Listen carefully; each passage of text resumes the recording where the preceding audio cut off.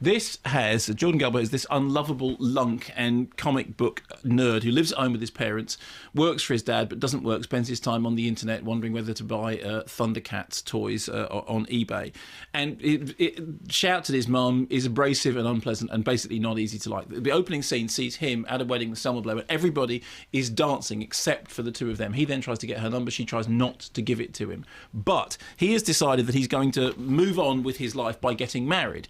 She doesn't have any reason to see him again or indeed to marry him again until an ex-boyfriend who gave her an incurable disease tells her, you know what, you're never going to be a writer. Actually, what you should do is lower your expectations and face up to the fact that your life is going to be completely average and stop having any ambition. So she decides that she might see if it's going to work out. And then the romantic highlight is that when they kiss, she says, well, that wasn't entirely awful. The thing with the soundtrack of the movie, incidentally, is a bunch of music made by aspiring musicians who haven't made hits, because Todd Solondz says we couldn't afford hits, but frankly the bad music sounds exactly the same as the popular music, and I can't tell the difference. So the film is drenched, dripping with ennui. Selma Blair looks absolutely catatonic all the way through it, like this, face fixed in this mask of almost kind of comatose despair.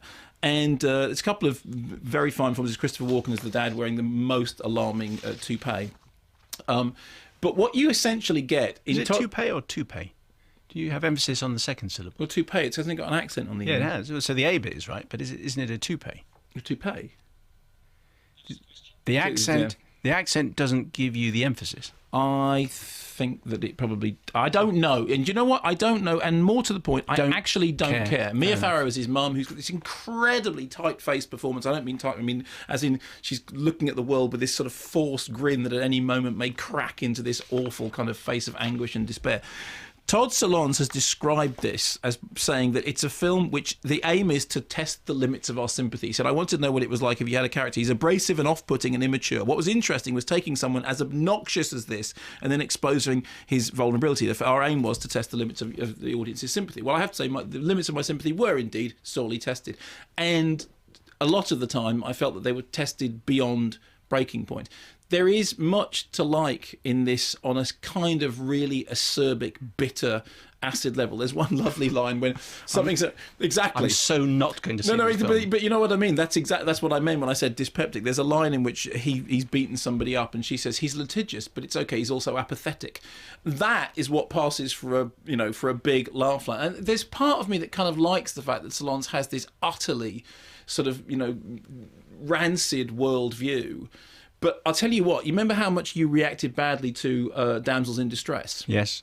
Right, well, Damsels in Distress is a toe-tapping laugh riot of a film in comparison. And personally, I prefer Damsels in Distress because I thought there were things in it that were perky and funny, but you just found every single character in it annoying. Within 5 minutes, I think. You're not going to get very far with Dark Horse. Trust me, I'm not, having had the week that I've had, don't ask. Really? I don't think anything that is described... as like a bout of dyspepsia or gastric flu, but a lovable bout. Certainly, in comparison with the rest of his works, it is a lovable bout of dyspepsia, as opposed to one which just makes you absolutely double over in pain and anguish. It's not going to make him any new friends. I'll tell you that.